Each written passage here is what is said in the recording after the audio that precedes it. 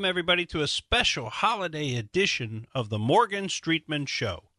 I'm manning the studio solo today as the rest of the gang is on holiday. So hopefully you're enjoying yourself today, getting some sun, and remembering how blessed we are to live in what is still the greatest country in the world. And it bears mention today, since today is Memorial Day, that we owe our freedoms to the vigilance and bravery of those who've come before us and who fought and died to protect our nation. We honor those brave men and women today, and we will be sprinkling some of our favorite marching band tunes throughout the show to keep things interesting. Taking a quick look back this week, I'll tell you, things just keep getting worse for Michael Avenatti, don't they? Have you heard the latest? Well, he's been charged again by the feds. This time for stealing money from Stormy Daniels. No surprise there, right?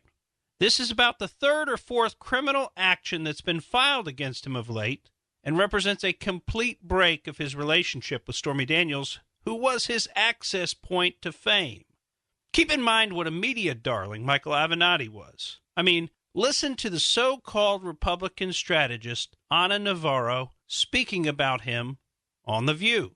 So lately, to me, you're like the Holy Spirit. You are all places at all times, right? I mean, I do. I see you all over cable news. I see you. You know, there is a seat available if you want to be a co-host at The View. You might, there's people here you can pitch. You'd make a great lady around the table. No, but so, and I have the same issue with Giuliani. He's everywhere. I question myself when I see Giuliani, when I see you on TV so much. When do you have time to be lawyering, to be doing like real lawyering? Because you're representing, migrants, you're representing. But he has a bigger calling here. That being a lawyer is minimal compared to what he's doing. The priesthood, whatever. He's out there saving the country. You know what? I'm very fortunate in that I'm surrounded by a staff and other very qualified attorneys and people that support me and that are doing great work relating to our cases and the work that we've done. And look, we've published a lot of our filings in the case. People can look at the quality of the work that we've done from a legal basis.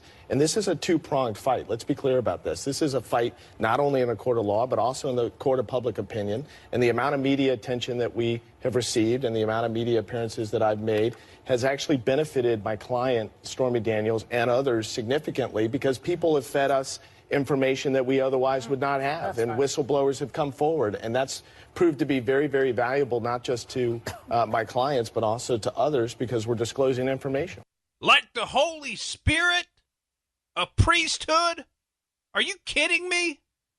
Now, let me be clear. If Ana Navarro is an actual Republican strategist, then that makes me the CIA director, okay? Not even close, right? That's right, I'm not anywhere close to being director of the CIA, and Ana Navarro is not anywhere close to being a Republican strategist, except on CNN, MSNBC, and The View.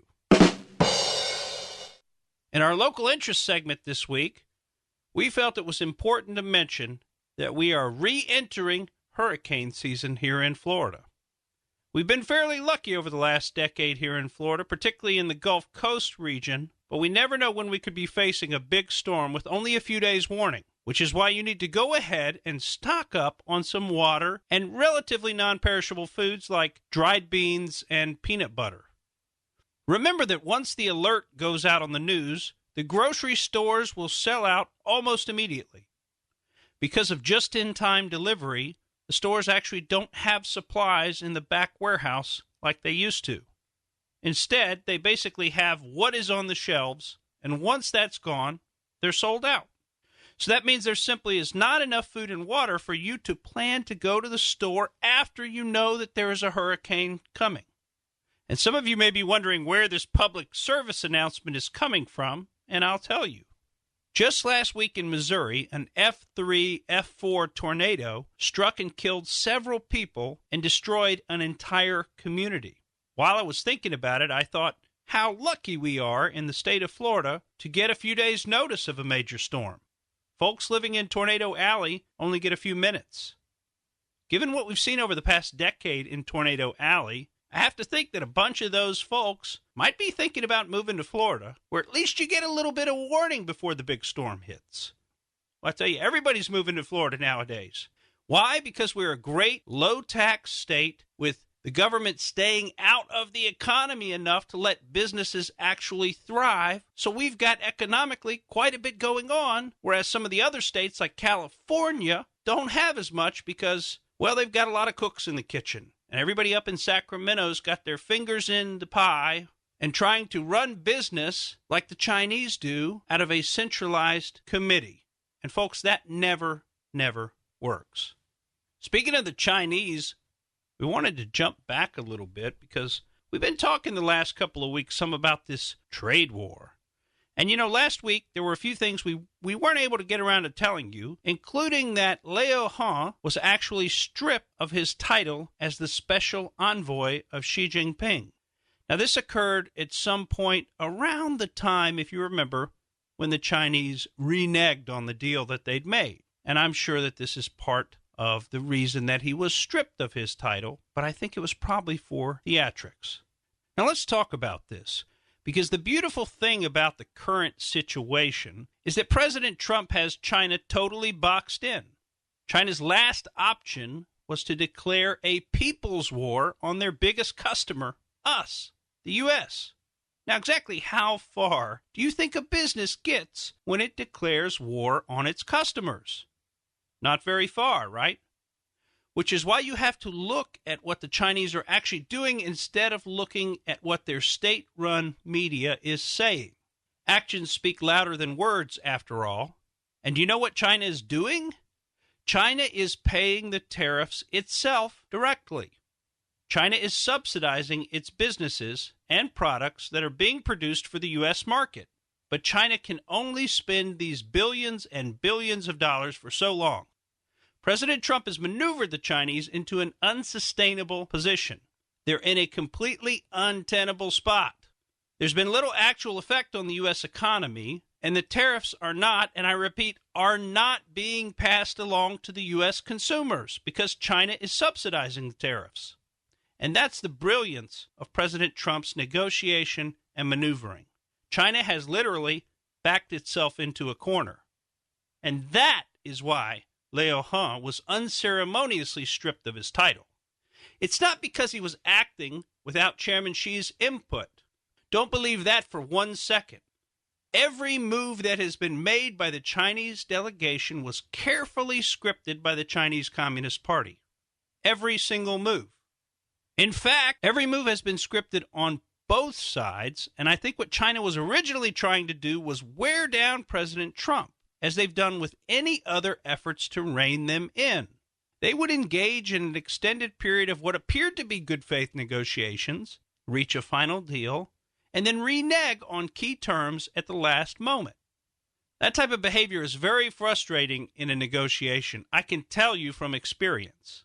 And I think many times it's used as a tactic to try to frustrate and exhaust the other side. China miscalculated in that regard, however, because they've run up against a man with boundless energy, who barely sleeps and is none the worse for it, and who knows their game and sees right through their tactics. And that's our president, the very stable genius, Donald John Trump. Now, I want you to ignore all the recent media play about the fact that Chairman Xi was recently pictured at a rare earth metals miner and producer. While it's true that 80% plus of the rare earths currently come from China, and rare earth metals are necessary for almost all of the devices and technology that we're using on a day-to-day basis, the only reason China is the main producer is because China has made efforts, and those are centrally planned efforts, to completely corner that market. However, rare earth metals are not limited to China, not by any means. We have plenty of rare earths right here in the good old US of A, and there are large stocks in countries like Australia and other countries. All that needs to occur is for the mining industries to be invested in and developed, and that's actually happening right now, and then nobody will need rare earths from China anymore. So please don't believe everything that the media tells you about this situation, and understand that the media is coming at this at the behest of not only their corporate masters, but also their political views and persuasions. So the media may not be on your side, and they may not be on our side. Another thing the media has recently revealed, though of course no mainstream news outlet would give news like this any kind of prime airtime, and that is that China has actually been secretly poisoning the planet. You're not going to believe this one. Wait till you hear what we've got for you on this when we come back on the Morgan Streetman Show on Money Talk 1010 AM and MorganStreetMedia.com. Mama and Papa were laying in bed. Mama and Papa were laying in bed. Mama rolled over, this is what she said. Mama rolled over, this is what she said. Give me some. Give me some. Give me some. Give me some. PT. PT. PT. PT. Good for you. Good for you. Good for me. Good for me. Good. Good. Up in the morning to the rising sun. Up in the morning to the rising sun. Gonna run all day till the running's done. Gonna run all day till the running's Welcome done. back to the Morgan Streetman Show. Folks, don't you love that movie? What you heard right there was the cadence clips from the movie Full Metal Jacket. And I've talked to a lot of people through the years that have been to basic training or boot camp, and everybody 201 says that that movie, Full Metal Jacket, has the most realistic depiction of what it was like to be in training that they've ever seen. And I have to concur.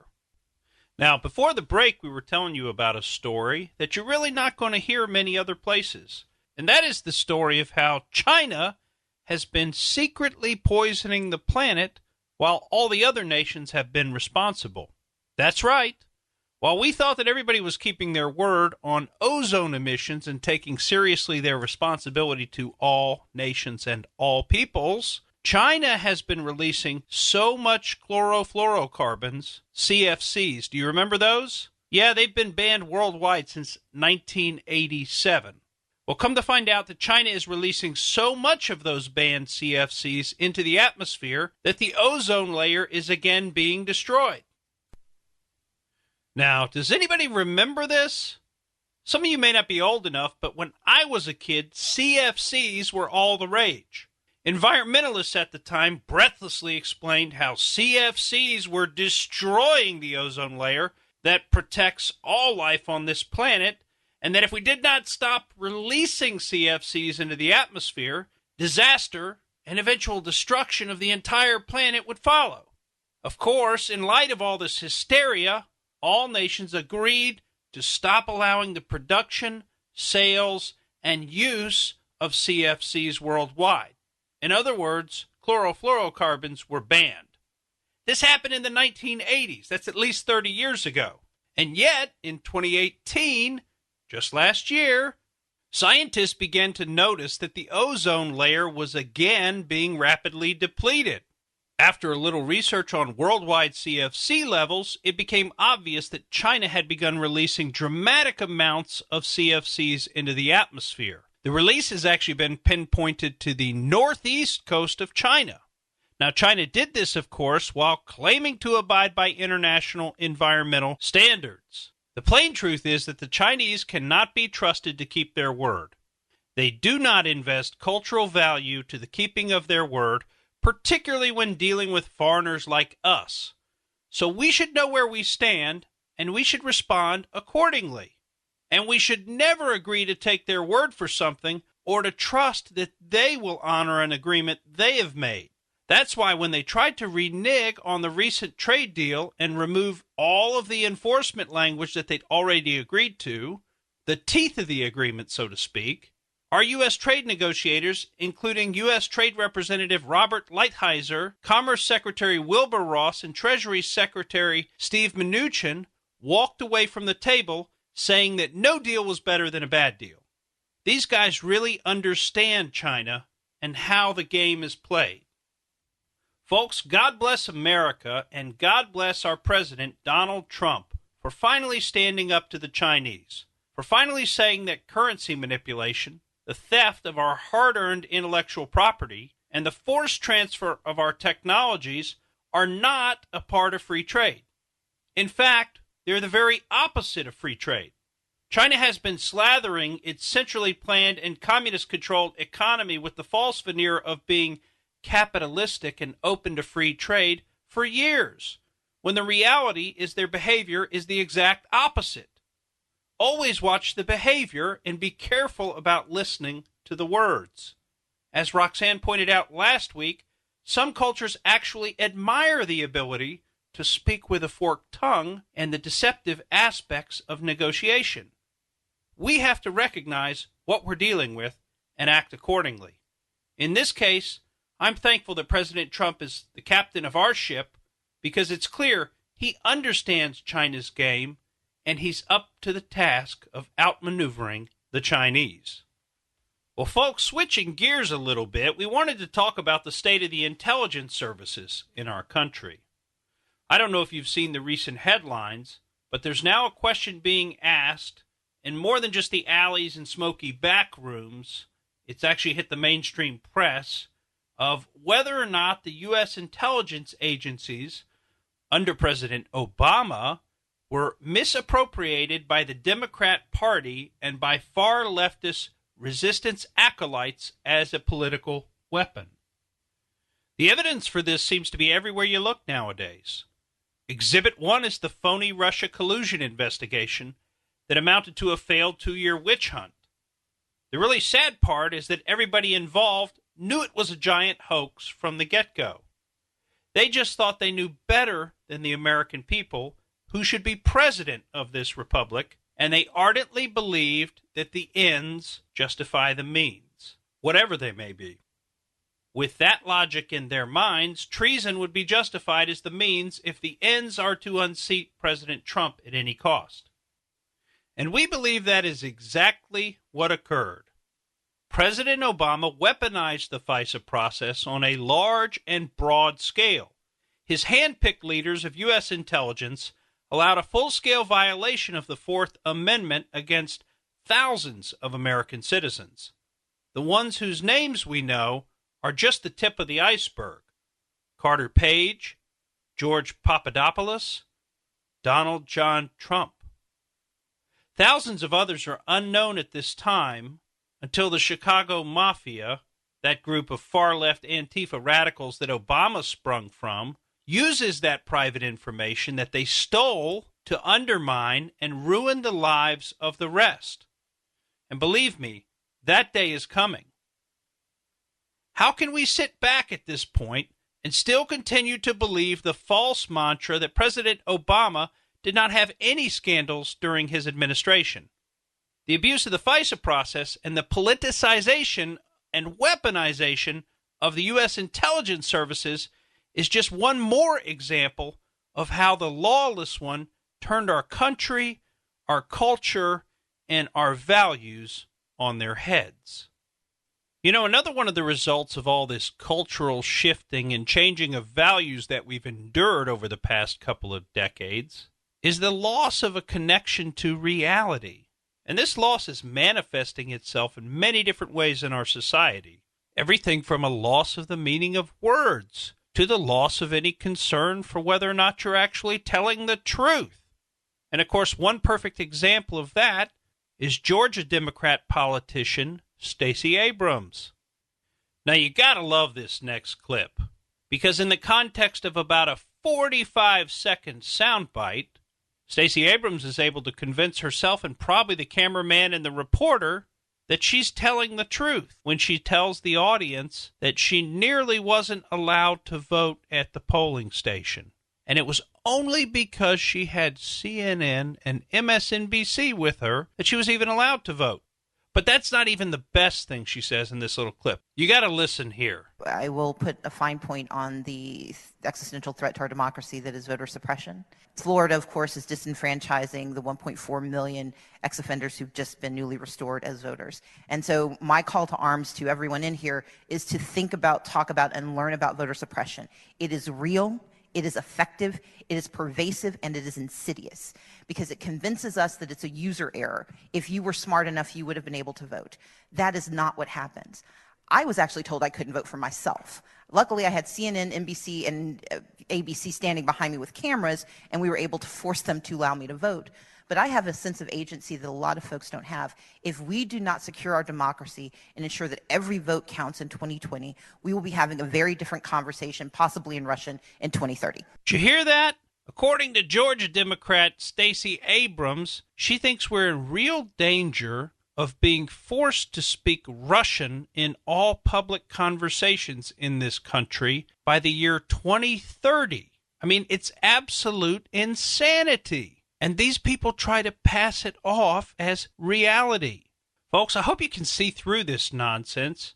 I hope you know that Stacey Abrams was going to be allowed to vote at her polling station, despite her claims to the contrary.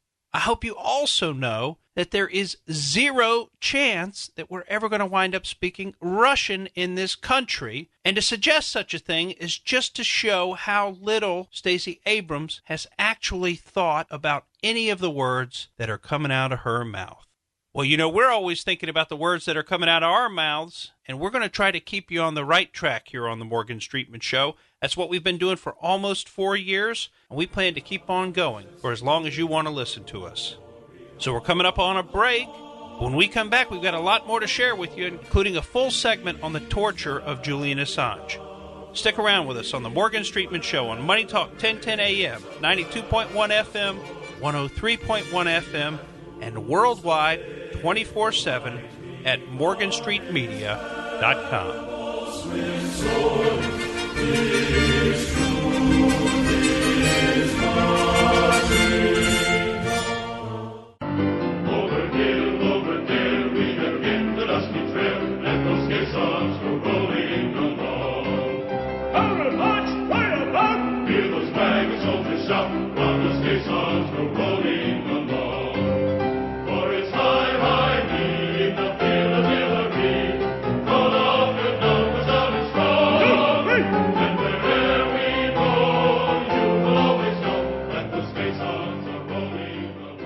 Welcome back to the Morgan Streetman Show on Money Talk 1010 AM. I'm your host, Morgan Streetman, and we've got a very special Memorial Day show for you here today, and that's why you've heard throughout the show, and will continue to hear, some of our favorite military marching band songs. And the one you just heard is no different, and that is The Caissons Go Rolling Along, the old field artillery hymn. Well, speaking of rolling along, the last topic we wanted to cover today before our Out There segment is the arrest, detention, and torture. That's right, I said torture, of Julian Assange. Now, as you all know, Ecuador recently withdrew its grant of asylum to Mr. Assange and allowed the British authorities to storm its embassy and literally carry Mr. Assange out in handcuffs. Surely we've all seen the video by now. Well, there is some news. Firstly, as you will remember, the DOJ had previously only charged Assange on a single count of conspiracy to commit computer intrusion. Well, as we predicted, DOJ's upped the ante last week and charged Assange with an additional 18 counts, including espionage. These new counts are enough to put Julian Assange in jail in the U.S. for decades. While the federal prosecutor has gone to great lengths to urge that Assange is not being charged for publishing the diplomatic cables, that argument falls completely flat. The prosecutor argues that, quote, it was explicitly stated in the State Department cables that the identity of sources was to be protected and that, quote, Assange was warned by the State Department not to release the names, but he did so nevertheless. Well, this argument is illogical. If the government could prevent a publisher from publishing secret government materials simply by explicitly stating that the publisher must redact some information, that turns the entire state of the law on its head. In reality, the argument DOJ is advancing is specious. That means it makes no sense and is a joke. But of course, you don't hear the mainstream media challenging the Department of Justice on making an illogical, specious argument. Instead, the media laps up the BS and regurgitates it onto us in a constant stream of propaganda with the obvious philosophy that a lie repeated often enough becomes truth. Now, you may be aware that Assange is currently being held in a British prison called HMP Belmarsh. And you got to love the way the Brits name things, because it always involves His Majesty, or in this case, Her Majesty.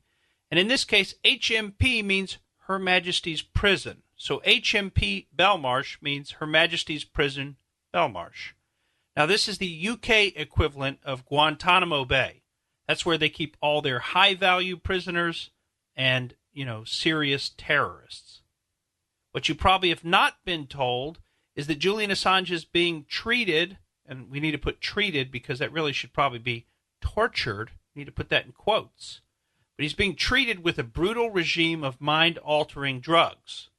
The particular drug of choice is called 3-quinculidinyl benzylate, also known as BZ. And it's apparently a favorite of that torture queen herself, the current CIA director, Gina Haspel. Some, including myself, would classify this treatment as torture. In fact, repeated dosings of the drugs that Assange is being given typically result in permanent brain damage. And that can range from a loss of memory up to a full chemical lobotomy, rendering Julian Assange permanently incapable of interacting with other people or testifying. Why do you think it might be in someone's interest to erase Julian Assange's mind? The chemical they're using on him is the equivalent of the bleach bit program that Hillary Clinton used on her illegal homebrew server. As longtime listeners of this show well know, Julian Assange has all but stated that WikiLeaks received the DNC documents, that means John Podesta's emails and all the alleged hacked emails from the DNC. Assange has said that WikiLeaks got those from Seth Rich.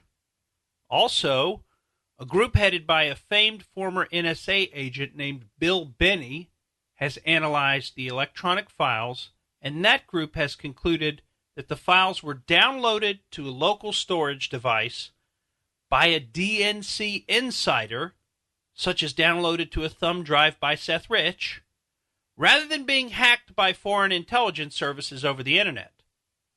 The group that performed the analysis is called VIPS, Veteran Intelligence Professionals for Sanity, and it's worth noting that the leader of that group, Bill Binney, is the single most decorated agent in the history of the NSA and is considered to be a hero in U.S. intelligence circles and really across the country at large. He's the guy that invented the electronic surveillance system, and he's the same guy who resigned from his position shortly after 9/11 when the system that he invented to spy on the rest of the world was actually turned to spy on American citizens, and he resigned in protest. He's one of the original whistleblowers. He preceded Edward Snowden, and he's a man of the utmost integrity and absolutely impeccable character. So, Binney's group VIPS concluded that it had to be an inside job, and no one has ever presented any convincing refutation to that conclusion. Simply put, that's because the DNC was in fact never hacked by the Russians. It simply didn't happen. If you carefully examine the statements in the sideshow that was the Mueller investigation, you find that the FBI never investigated the alleged hacking and that the DNC abjectly refused to even turn over its server to the FBI for investigation. Instead, the DNC convinced the media and others to simply accept as fact a report made by a DNC contractor called CrowdStrike. Does this sound at all familiar? Gee, this sure sounds like the same deal as the Fusion GPS dossier, doesn't it? Let's see. The DNC paid Fusion GPS and Christopher Steele to make up the dossier out of whole cloth, it turns out, and the DNC gets the mainstream media and large parts of U.S. intelligence and law enforcement services to simply accept, on good faith, the salacious and unverified dossier. Heck, heads of the U.S. intelligence community and law enforcement even signed multiple verified applications to the FISA court that were based on the unverified and salacious Fusion GPS Steele dossier. Of course, these so-called professionals did not bother to inform the FISA court that the dossier was salacious and unverified. And I'm looking at you, Jim Comey. Hopefully we can all see the rank hypocrisy in using salacious and unverified material as part of a verified application. Remember this because you will be under a media onslaught trying to brainwash you into believing that the leaders of the FBI and the Department of Justice and the CIA did not know exactly what they were doing. They knew this material was unverified, and it seems they also knew it was in fact untrue as is coming out now. So it's a lot worse than what you would call a mistake. This was a knowing attempt to take down a presidential candidate and then a sitting president. This was treason, and John Brennan, James Comey, Jim Clapper, and others all knew about it. Heck, they planned it. So while we have sat here for years listening to John Brennan and James Comey claim that the president had committed treason, all the while it seems that it was they who had committed treason. Both of them, note, are admitted former communists. And what was the one rule of communism? That the ends justify the means, that there is no God and no objective morality, that whatever it takes to win, including breaking the law, is just what the game requires. These are communist values perfectly demonstrated by a couple of communists. And given the administration in which they both served and operated, the administration of one Barack Hussein Obama, who many people accuse of being a closeted Marxist, is it any surprise? Put another way, let me ask you a question. Do birds of a feather flock together? Now, I want to circle back to a question we didn't answer with respect to Julian Assange. That is the question of whether WikiLeaks and Julian Assange are journalists and entitled to the protection of the freedom of the press. The reason I'm addressing this particular question is that recently several colleagues of mine have indicated that their views on the Assange situation turn on their evaluations that Julian Assange and WikiLeaks are not journalists and are therefore not entitled to the protection of journalists.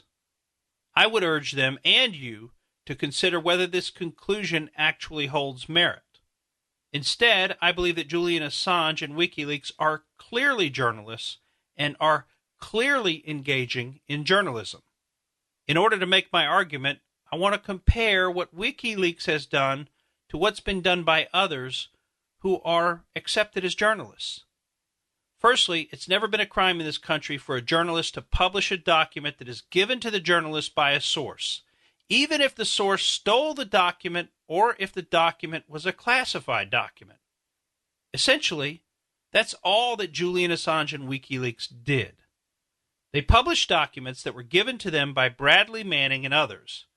The documents provided by Manning happened to show that some members of the military may have engaged in extrajudicial killings in wartime, which are commonly called war crimes.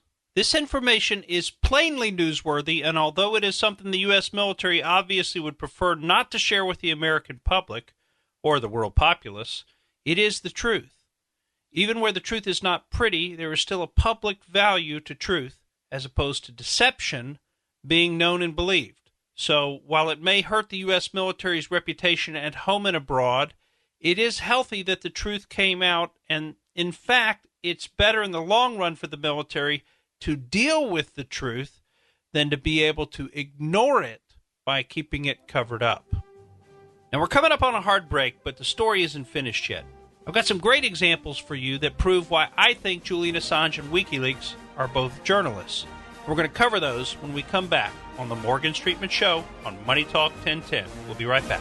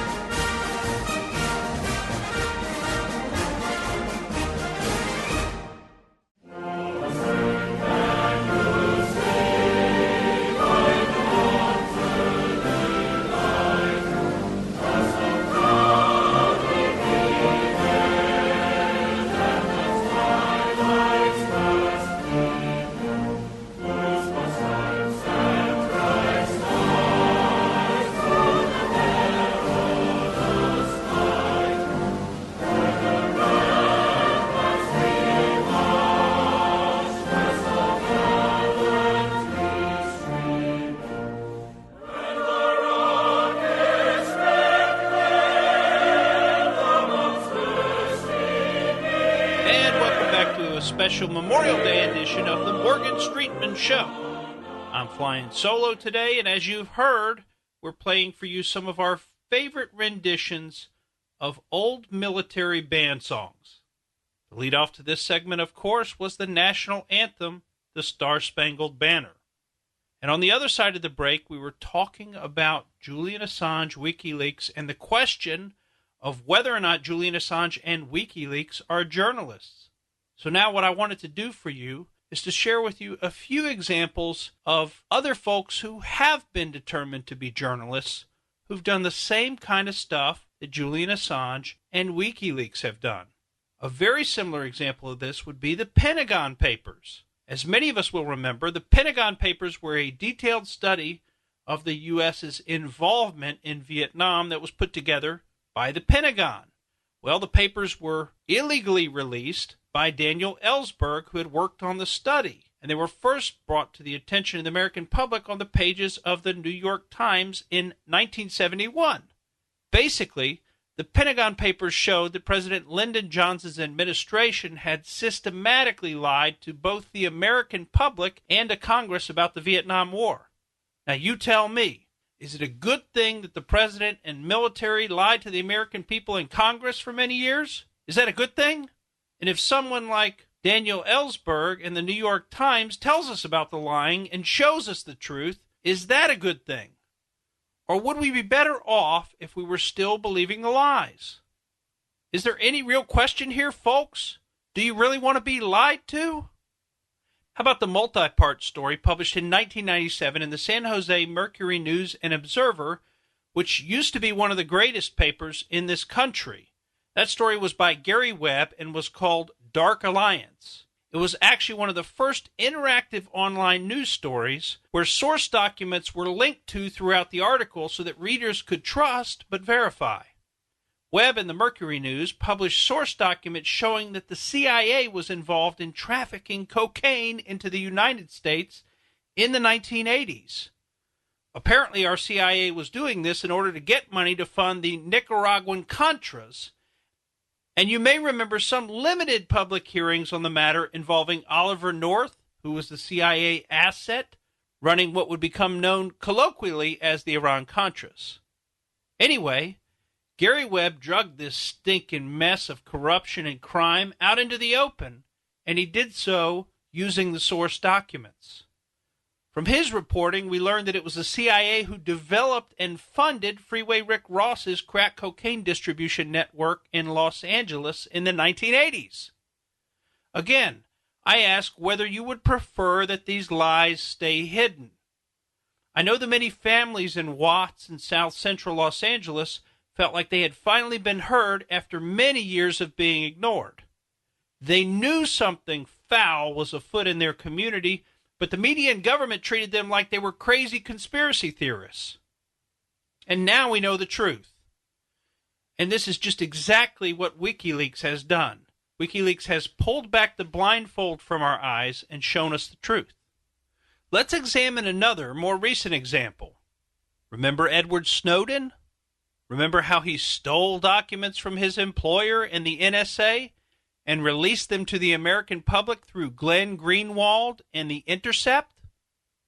These documents again informed us, the people, that our government was lying to us. Are you noticing a pattern here, folks?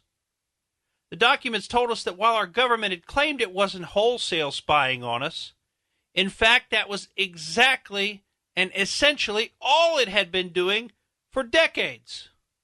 Again, Snowden revealed documents that proved that our government was lying to us. Remember how Glenn Greenwald and The Intercept were considered journalists for releasing and publishing the documents given to them by Edward Snowden? They did the exact same thing that WikiLeaks and Julian Assange have done.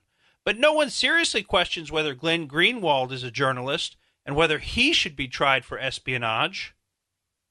Indulge me in one last example to make my argument. Do you remember the Panama Papers? Yeah, that was that trove of attorney-client privilege documents that were stolen from Panamanian law firm Mossack Fonseca and given to a group of journalists. The documents showed, behind the scenes, how the wealthy and powerful in this world move and hide their money internationally to avoid taxes and creditors. The entire trove of documents was published online, and various media outlets reported on it. Exactly how is that any different from what WikiLeaks did? It isn't.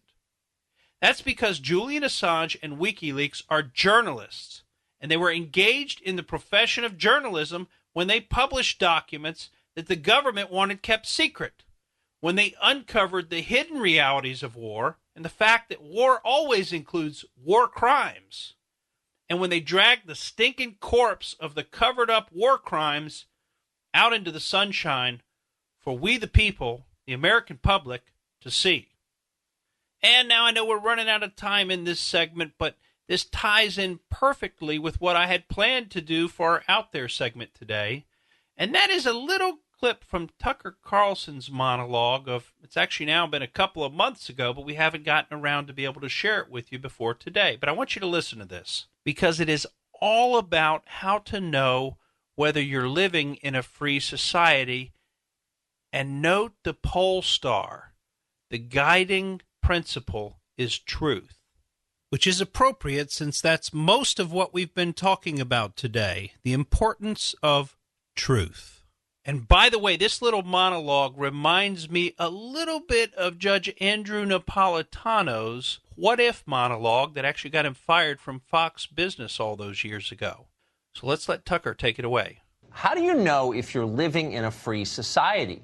Here's a quick test. Are you allowed to say obviously true things in public, or are you forced to lie? As George Orwell put it in 1984, freedom is the freedom to say that 2 + 2 make 4. If that is granted, all else follows. But what if that freedom isn't granted? What if you're required to repeat things you know aren't true? What if everyone who hears you knows perfectly well that you're lying, but can't say so out loud? What if everyone is required instead to nod along in mock sincerity as if it's all completely real? Does that sound familiar to anybody out there? Well, folks, on this Memorial Day, as we have Taps take us out, I hope you remember your cherished freedom to speak the truth. I'm Morgan Streetman, and that's the way I see it.